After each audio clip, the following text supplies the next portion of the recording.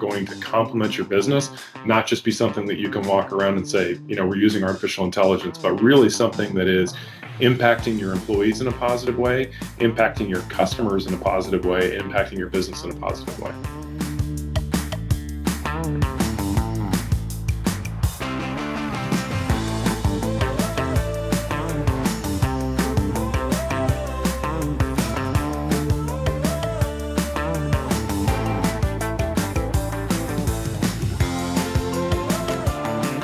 Thanks for joining us on the Breaking Ground podcast. We're thrilled to have Justin Newell, CEO of Inform North America.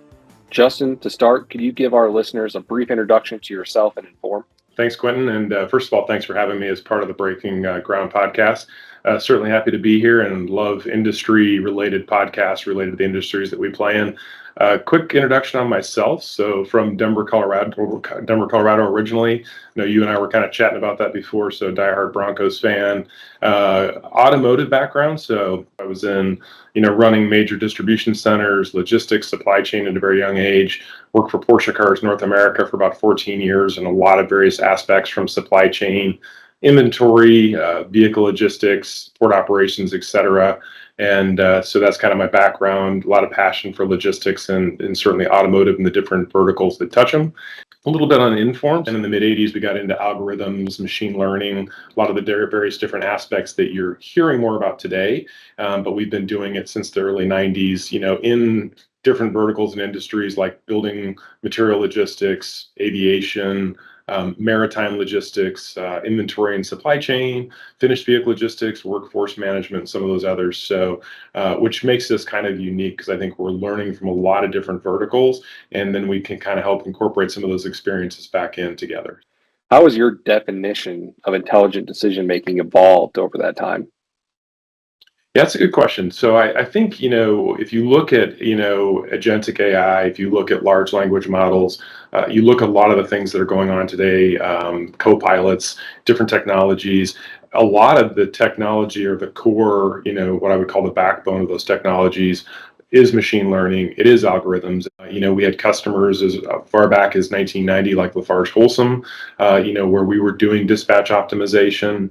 And so these technologies, I think they're certainly evolving, and I think they're becoming more customer-facing centric. They're becoming more of a user experience for how people can utilize systems better with agentic and with some of these other new technologies. But if you look at the core of the algorithms and the machine learning, I'm not sure that has changed as much as it is the more the front-facing side of artificial intelligence. How do you think the decision intelligence is different from conventional AI or automation? I think decision intelligence is looking at something much larger. So I think it's taking a look at large data sets. It's looking at past history. It's looking at your current operational day. So it's looking at who's available. It's looking at qualifications. It's looking at priorities. It's looking at, maybe even an inbound truck coming into a factory, which one has the backward material. So it's taking all these different factors and then making a decision based on it. So instead of more of a autonomous or an automatic, hey, I make this or this decision every single time and move on, it's really looking at a much larger sample, incorporating that data. And I think over time, hopefully it's also learning from the human intelligence as well, because if it makes a decision, the planner corrects that decision and says, no, I probably would have gone this way and I would have dispatched this truck to this work site instead. Hopefully the system says, well, okay, good. Well, why did you do that? And why was my decision not right? And therefore I learn from it the next time. So I would say that that's probably, from my perspective, decision intelligence versus your more traditional AI and automation. With decision intelligence really becoming kind of a forefront of talks these days and ethics around AI, Inform really emphasizes ethical, responsible AI. What does that mean to you guys in practice?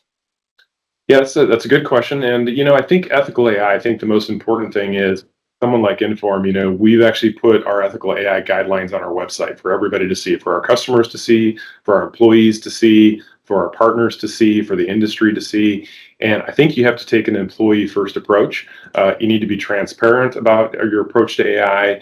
systems need to be explainable in some way. So if you can explain to your dispatchers, to people on the ground, to your everyday frontline workers that this is exactly why the system made that decision or why it made this decision, and then they get comfortable with it because then they start to understand it and they're a part of it. And so I think ethical AI guidelines are certainly something that everybody should post. If you go back to, looking at Tesla and others, kind of making their code transparent. I think it was a similar approach. It's like, hey, we're going to put it out there for everybody to use. We're going to make it, so that there's no hidden secrets to it. And, ultimately what you're trying to do from an ethical perspective, at least from Inform's perspective and my personal perspective is to augment the journey of the employee, make their job better, allow them to make better decisions throughout the day, give them the tools and the power to make better decisions, and maybe not focusing as much on those what I would call mundane tasks that they have to take care of. Kind of that's where the AI can kick in, maybe making the 70% of the decisions, leave the other 30% to the human. But why is ethical AI particularly relevant in the industrial sectors like construction materials, where decisions affect safety, environment, and people? I think the reason that it's probably more relevant in industries like construction materials is certainly you've got driver shortages, you've got skilled labor shortages, and if you've got smart intelligence solutions that can you've got baby boomers, you've got an aging workforce that could be on the driver side, that could be on the planner side. So I think that that's important. Certainly to help augment. Maybe you used to do it with 8 planners and you had two 30-year planners that just retired, and now you're doing it with 6 planners. And so, artificial intelligence shouldn't be to replace the humans. It should allow them to be more efficient in their jobs. And I think there's also safety aspects. So if you look at, trucks in a quarry, you look at bulk materials, in a site, scanning bulk materials. If you look at a lot of the different things that companies like CheckProof does, Hmm. with looking at checklists, looking at compliance, look at safety processes. If you can make that part of their job easier to get those things that are vitally important to safety done, especially in construction materials, I think you're making the right step for sure. How do companies ensure their AI systems remain transparent and explainable, especially for their frontline teams that might have some hesitations around it?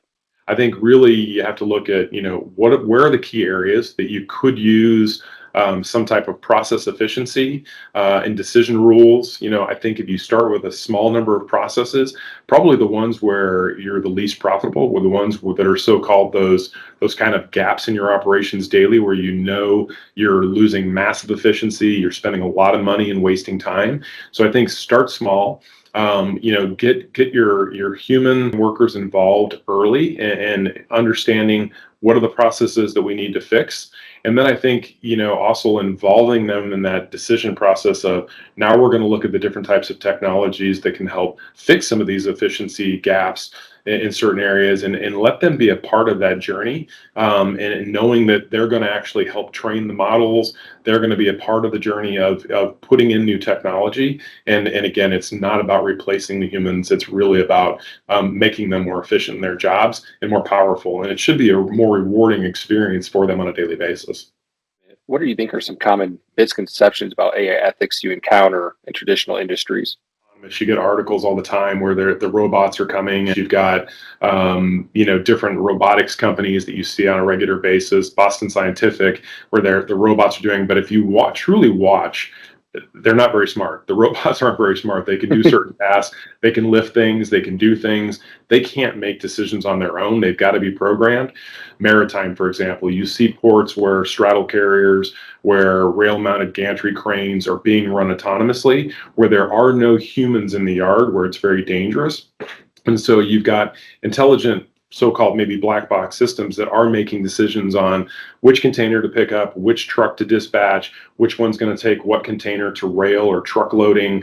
And so you've got safety issues there. And I think you're seeing that in the manufacturing environment too. If you look at robotics, you look at some of the jobs that are being done in the vehicle manufacturing line, it's a safety thing, welding robots and things of that nature, where there used to be humans maybe doing the weld or installing something underneath the undercarriage of the vehicle. We did an experiment here in the Atlanta airport with Delta Airlines where we had autonomous wheelchairs that were being dispatched to gates. And anything autonomous, anything that is a vehicle that has to get from one location to another, even though it finds its path, and it is an autonomous vehicle. It's like if you look at on the road, again, going back to autonomous vehicles on the streets, they need incredible mapping. So they need a smart YMS. They need something to tell them here is the best path and the one that doesn't have another vehicle in your way to get there. You can't just put them in a yard and say go and start lifting things and carrying things around.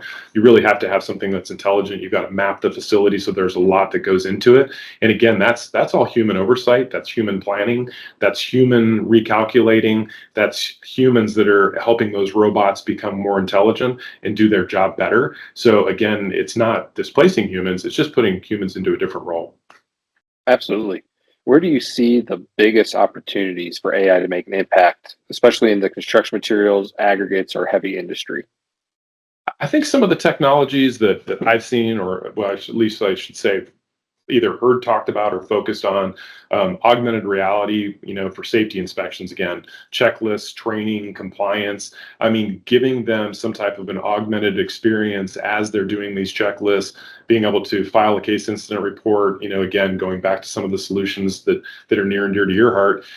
Camera-based inspection of bulk materials. So instead of having someone out on the ground, really looking at this pile of bulk materials, you've got the camera that's literally looking at the imagery as the pile comes down, and it's already self-calculating exactly when those bulk materials either need to be replenished, or when we're running risk of running low. And then we've also seen even situations, for example, where from a dispatch perspective, that you could have somebody, and I usually, coming from the trucking industry prior to joining Inform, it's usually like probably one dispatcher for 20 to 30 trucks. We've seen samples utilizing technologies where a planner, we have a young lady, I think is in Heidelberg in the UK, dispatching 300 trucks per day by ourselves with the proper technology. So I think that's, if you look at opportunities for artificial intelligence and opportunities for growth, somewhere in that journey, you've got to figure out, what is your capacity to increase efficiency and to improve your operations. And ultimately, everybody wants to drive more return on investment back to the bottom line. Yeah, no, incredible. The 10xing the amount of trucks they're dispatching is absolutely incredible. And when people hear that, what do you think are practical first steps for companies beginning their AI journey responsibly? Yeah, I think one roadblock you find when you're trying to do technology implementation is, assess your legacy systems and data gaps. Implement in small, increments. Don't just try to do the Big Bang theory where you rip the Band-Aid off and let's replace everything.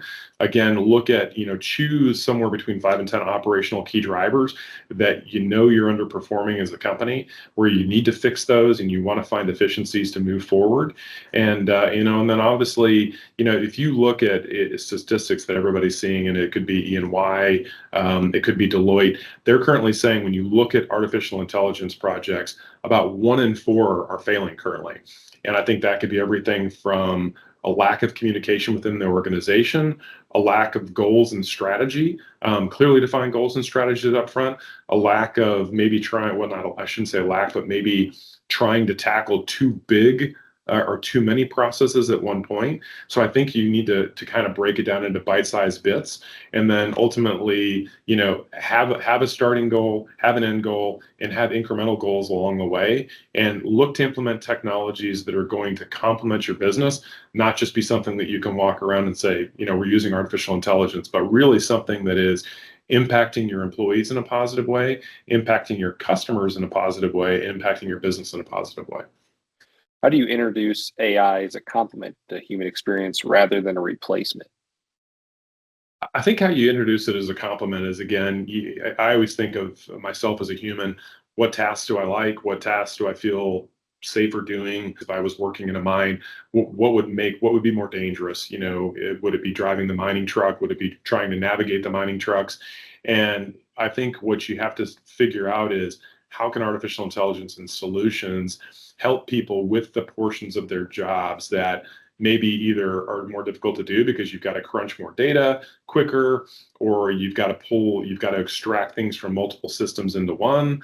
And so I think giving people those kind of tools, and again, if you go back to, figuring out how it can complement, we had example with Luckstone where, they're dispatching autonomous mining vehicles in a quarry, and ultimately that's where collaborative systems.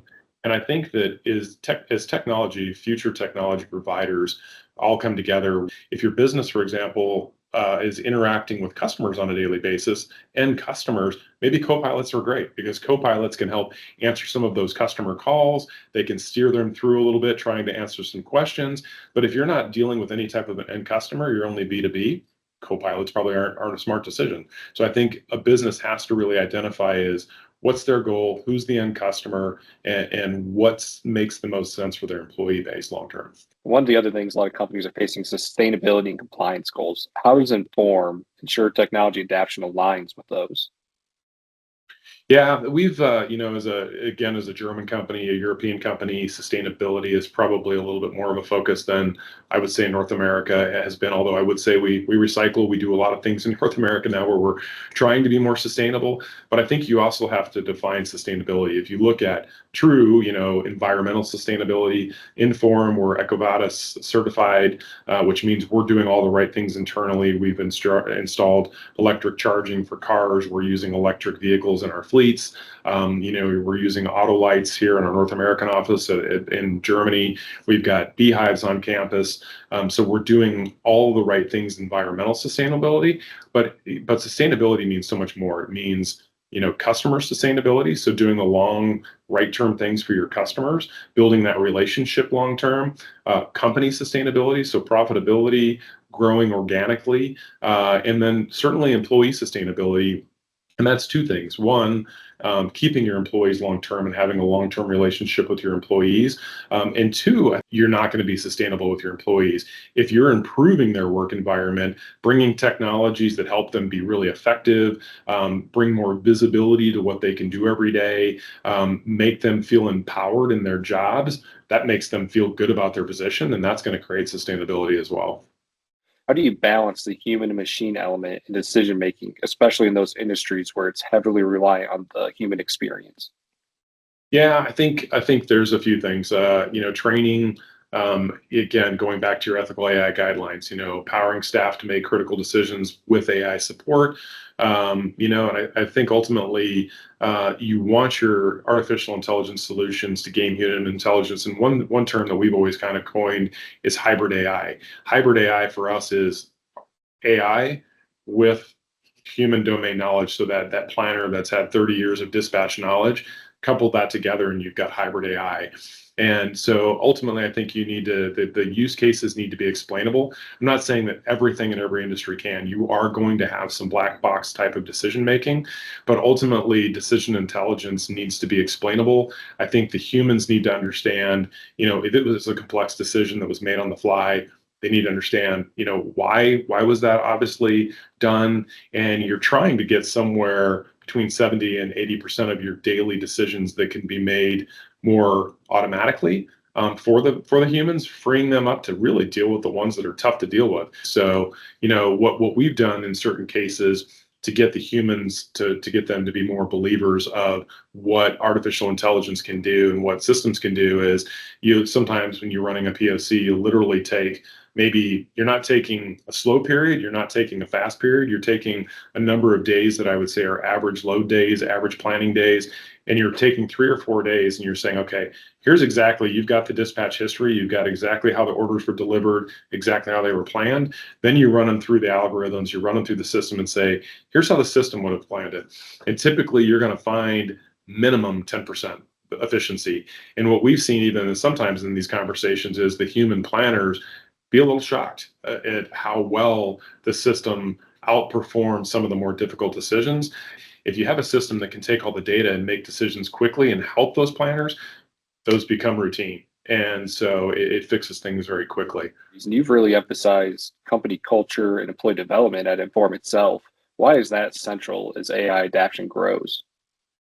Yeah, again, I think, again, for us, it's about the human experience. So certainly, artificial intelligence and technology, it needs to provide ROI. So certainly executives, decision makers, there's got to be some return on investment for technology. We always tell people Don't pull out your Excel spreadsheets. Don't pull out your old legacy outdated systems so that you could just put in more expensive technology and mirror the same exact decisions that you're currently making today. Don't just try and one for one put all your same processes back into that new technology. Otherwise, you're just going to have overpriced technology and you're still going to run your business the same way. So ultimately, what you need to do is you make that journey and that transition. So I think that's part of it in the AI adoption. And again, I think if you look at construction materials, you look at maritime, aviation, we have a workforce right now from a technical perspective that's aging out at a faster pace than I think some of our younger generations want to join these same workforce areas. And then you also look at the technology side.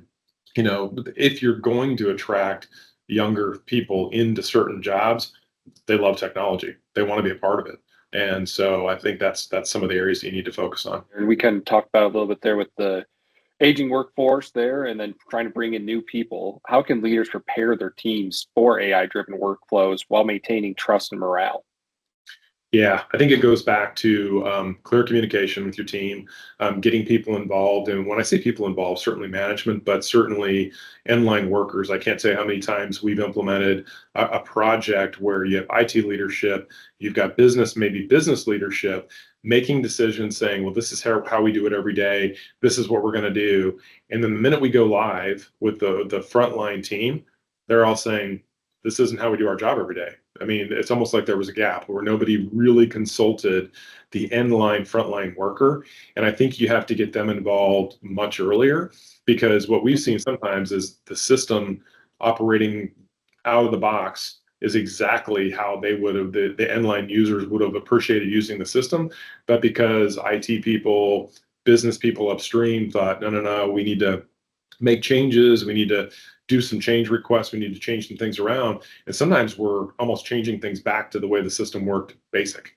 And so again, I think implementing AI, take it in small bite-sized pieces, get everybody involved, communicate clearly, communicate what the strategy is, and I think that's going to help in your adoption process. So we've talked a lot about the next generation. What skill or mindsets will be most valuable for them for the next generation of industry professionals working alongside AI systems? I think critical thinking is going to be important. Understanding artificial intelligence outputs, different forms of AI. I mean, even myself working for an artificial intelligence company, a solutions-based company, every day I'm having to reacquaint myself with what do the different types of technologies mean, how are they used, and how are people implementing them. But I think that that's something important is to understand the different types of technologies and what they do on a high level. And I think someone that is also has more of a change management type personality. If you're more of a, hey, I like to do things the same way. I don't like my routine changed a lot. I think if you're more someone like, hey, how do we go to work today and make things different? How do we make it better? How do we improve? How do we increase resilience? Because a lot of people are using these solutions to give them better resilience when disruptions happen. COVID, a vessel getting stuck in the Panama Canal, chip manufacturing shortage, driver shortage. How do we make the business more resilient? And so again, I think individuals that are willing to interact with generative AI, agentic AI, chatbots, other types of technologies, they're going to put themselves in a little bit more of a leader role as jobs become available. So Inform talks about entering the age of process AI. What does that look like for industrial operations over the next 5 to 10 years? Yeah, process AI is obviously again, focused on, data integration is huge. You look at most organizations today, and I would say one clear technology that always comes up is data lake strategy. How do we use our data? Is our data clean? Is it transparent? Can we get to it easy? Can we interface systems better? So I think you have to have clean data for integration perspective. Again, always leveraging human expertise. And I think again from a construction material logistic perspective, looking at some of the technologies we talked about a few minutes ago, taking digital photographs of bulk stockpile reports. It's different when you're in a building and you're tracking inventory and SKUs and scanning stuff out. But bulk material, I mean, you're taking scoops of dirt, rock, sand, whatever it might be. And so it's really kind of eyeballing it a little bit. But if you're using different technologies to then integrate back into the operations where nobody has to walk out and look at the pile anymore, now how are you getting stronger and more efficient, and you're not running out. All of a sudden somebody didn't do their job walking to the back of the yard and say, oh, now the pile's out, we're done, and we can't get the next truck for 2 days or a day, whatever it might be. So I think, again, kind of incorporating all those different aspects together. And again, you've got to have some type of mind and goal. If we implement technology, ultimately what we always want is the customer to be able to come out with a so-called white paper case study, or how are they using the system and what did they achieve. And that's the best driver of getting other businesses to buy in, getting employees to buy in. What role will ethical frameworks play in shaping future AI adoption across global industries? I think, again, you have to go with an employee first design. But I think you need to be able to explain a lot of the methodology and the processes that the systems are using to make their decisions and how they're making them. So I think your planners and your frontline workers need to understand that a little bit, and and again, get them involved on a daily basis, to take their inputs. So, why do you think ethical AI is particularly relevant in industrial sectors like construction materials, where decisions affect safety, environment, and people? I think ethical AI, it goes back to people. I think people want to feel safe. There's a truck manufacturer here in Georgia, and the way that they hang the rails on the auto, when they're building a trailer, they're still hanging them with cranes, and you're always thinking, okay, what happens if one slips? So, again, if you go back to construction materials, you look at mining vehicles, being autonomous. If you look at drivers and being dispatched to certain locations in a timely manner, already incorporating the traffic data. Now maybe the driver's not driving a little too fast trying to get there because they have plenty of time to do that job. Keeping them safe and off the road. I mean, we always talk about, a lot of material companies or producers, they love the sight of trucks. They love to, hey, we got 5 trucks, 10 trucks queued up on a job, and wow, does that look good? A lot of really shiny metal sitting there at a job site.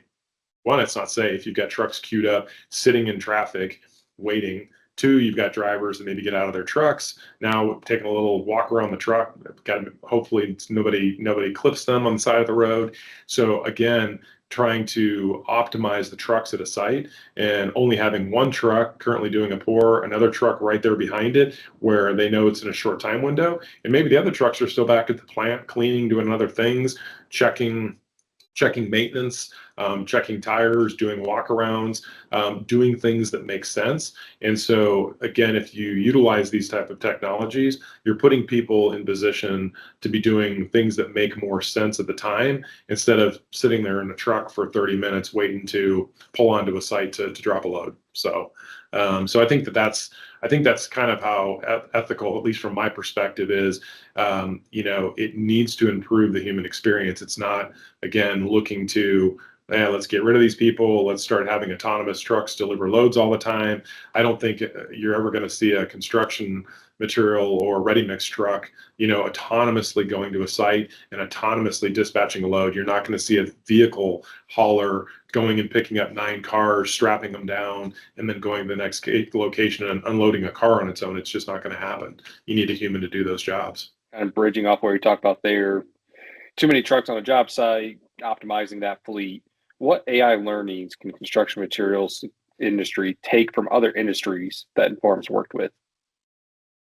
Yeah, I think what's interesting is most of the industries that we currently play in, if it's construction materials, if it's maritime, port environments that are receiving 4,000 containers a day, 3,000 containers a day, vehicle logistics site that's storing 50, 60,000 cars on a yard.